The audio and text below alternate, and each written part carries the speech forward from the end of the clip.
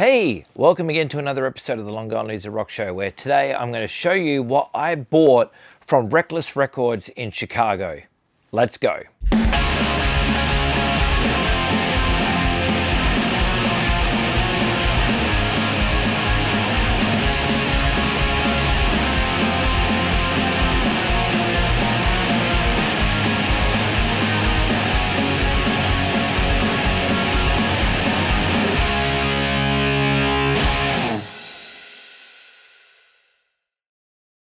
So the Reckless Records that I went to in Chicago is the one on North Milwaukee Avenue. It's basically just down the street, and I mean literally like maybe less than 100 meters down the street from where they filmed High Fidelity. What came first, the music or the misery?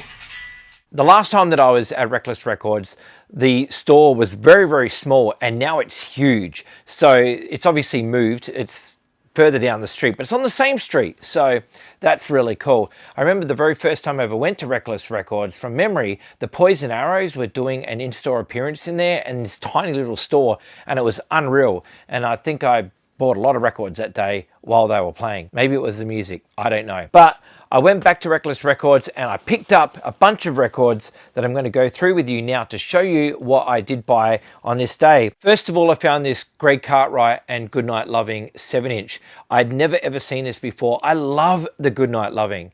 And obviously, if you're a fan of Goner Records and all that sort of stuff, then you're probably a fan of Greg Cartrite too.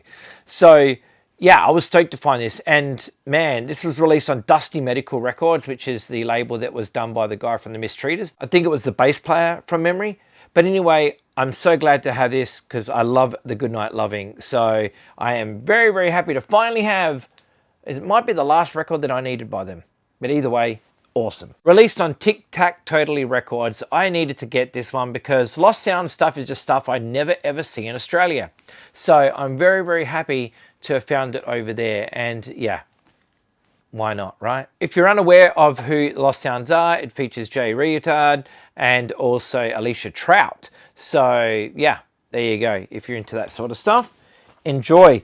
I also picked up this 7-inch, which I've been looking for quite some time, and I've never ever seen it around. I remember I used to see it all the time in the Spiral Ejective catalog, but when I wanted to get it, it was always sold out. It's a cool comp, and it has bands like Filth, Good Grief, All You Can Eat, etc. I'm very, very happy to have this one. So released on Bobo Records, and yeah, another cool addition to the collection. Now, I did get some LPs. I finally bought Radioactivity's album. I love this band. Jeff Burke is one hell of a songwriter, and yeah, I just didn't have this LP for some reason. So yeah, but great band. If you do not know Radioactivity, do yourself a favor, check this band out. It's really, really good stuff.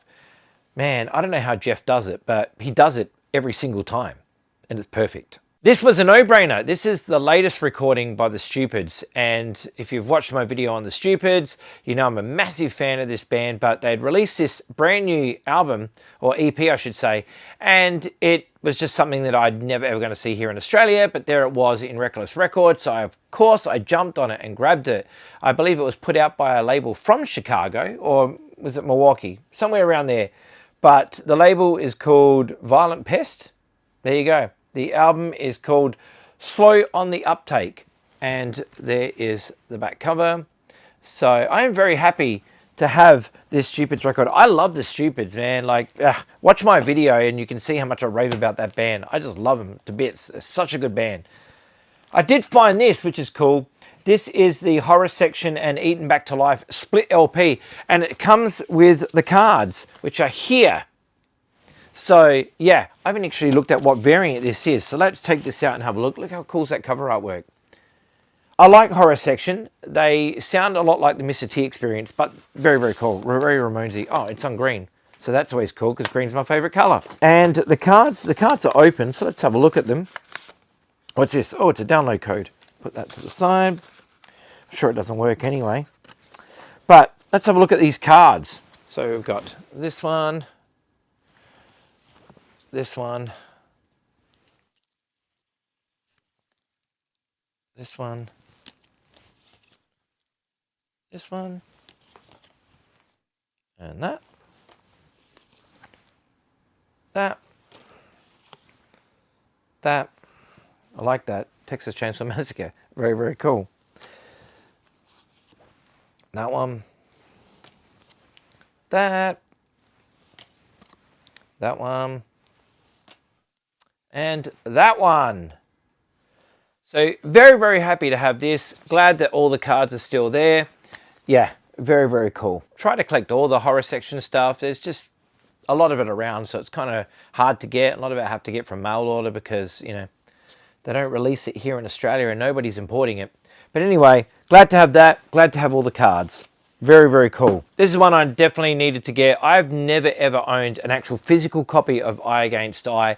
I had it on cassette for a very long time, but never ever owned a physical copy. And I really like these jazz, like parody kind of things that they call punk note instead of the blue note. Very, very cool. Love it. So finally I was just like, yeah, I'm going to grab it. So why not? And finally have it. Very happy with that record. Lastly, I picked up this comp, which is Very Small Records. Now, this was one of those comps that you read about in Maximum Rock and Roll and then you want and you just never find it. And there it was. This is a really old comp released in 1991. And it is a double LP and it has so many bands in it. And it also has this booklet. So you get this booklet here, has all the bands and stuff, lyrics, photos, whatever. In there, you've got this stuff, a catalog, and you have the 2 LPs. So Very Small World, put out by Very Small Records. Very, very stoked to finally find this comp. Love a lot of these bands, and there's a lot on there I still don't know as well. So growing up in that early 90s era of punk, late 80s, early 90s, it was so cool that there was so much around, and Maximum Rock and Roll was our key to finding out about a lot of these bands. And the amount of times, man, that I would like roll up American Money in a gig flyer and chuck it in an envelope and hope for the best, and yeah, see what would come in the mail. Would always do that from reading Maximum Rock and Roll, was sending money in the post to random record labels, fingers crossed that it would get there, because a money order costs $2, and if you're doing that for every separate, like, you know, it can add up very, very quickly. So I was just kind of like, nah.